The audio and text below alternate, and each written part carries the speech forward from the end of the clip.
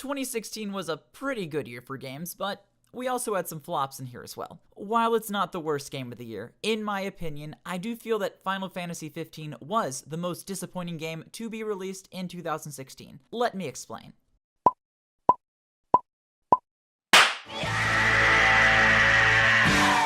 I'm not sure if this will end up confusing you or not, but I actually really did end up liking FF15, and I think the game is actually well worth the price of admission. It may sound like my opinion is flip-flopping all over the place, but remember, disappointing does not mean bad. Bad means bad, and disappointing means disappointing. Hope that clears things up for you. Anyways, why do I like this game? Well, there are three main things that I think the game does really well. The characters are well written and likable, the massive world you explore is gorgeously crafted, and the combat, although a bit simplistic, is fast-paced and engaging. So why then would I say that the game disappointed me to the point where I feel like I need to go on YouTube and rant about it? For me, it all comes down to one thing, and I think we're all very familiar with it. Hype. Let's talk about Half-Life 3 for a second. Remember that obscure little indie game we've all been waiting for since Valve released Half-Life 2 all the way back in 2004? Since it was announced, there's been wild speculation and excitement for what the game will be and when it will finally release. What should have been a 3-year development cycle for a game has now turned into 12.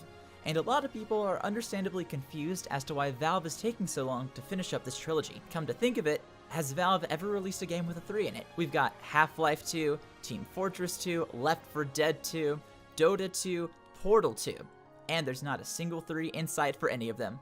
That's not very assuring for Half-Life 3, but getting back on track, there could be many reasons for why Valve has not yet released this game. One of those reasons could be because the company realized that nothing they make will ever live up to the lofty expectations that we consumers have placed around the game. Theoretical question. What if Half-Life 3 was released today? What would the game be like? Would it be fun to play? What would the gimmick be that hooked you on the game and completely changed the way that you perceive the gaming genre? I have no clue what that hook would be, and I'm not sure Valve does either. That could be the reason why Half-Life 3 has never seen the light of day, because if we expect the moon, and they give us a moon pie, people are understandably going to be very disappointed. I don't think it would be Valve's fault that people would dislike the game. I think the fault would be that of our unrealistic expectations and expecting something divine to be crafted by mere human hands. Therefore, they may think it's safer to let us keep hanging onto a dream that will never come true than to rudely awaken us when we realize that their video game is not the definition of perfection.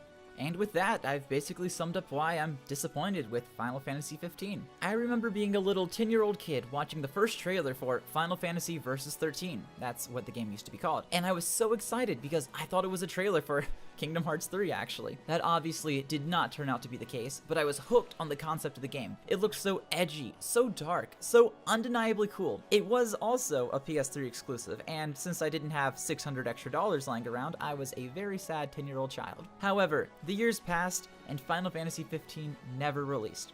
The game attained a sort of legendary status in my mind, and I jumped at the chance to obsess over new gameplay footage whenever any surfaced onto the internet. As the game took longer and longer to make, I grew more and more excited. It takes 2 to 3 years to make a regular game, I told myself. Guess how great this game will be now that it's been 4 years, 5 years, 6 years, 10 years. And then, in 2016, the legend that was Final Fantasy 15 released to the public. And you know what? It was pretty good. However, it wasn't perfect. And after all that I had built up in my mind, I was disappointed. There's definitely a lesson to be learned here, but I'll just leave it at this. We've all got that one special game that broke our hearts a little bit, and very rarely has that heartbreak been a result of the game itself. Typically, it's the fault of the gamer who wanted something that a game is just not designed to deliver. So, for 2017, I'm going to try and curb my expectations a bit, and when Half-Life 3 finally does release, I'm sure it will be a great game that lots of people will enjoy. Just don't expect the game to end world hunger and do your taxes, and you should be fine.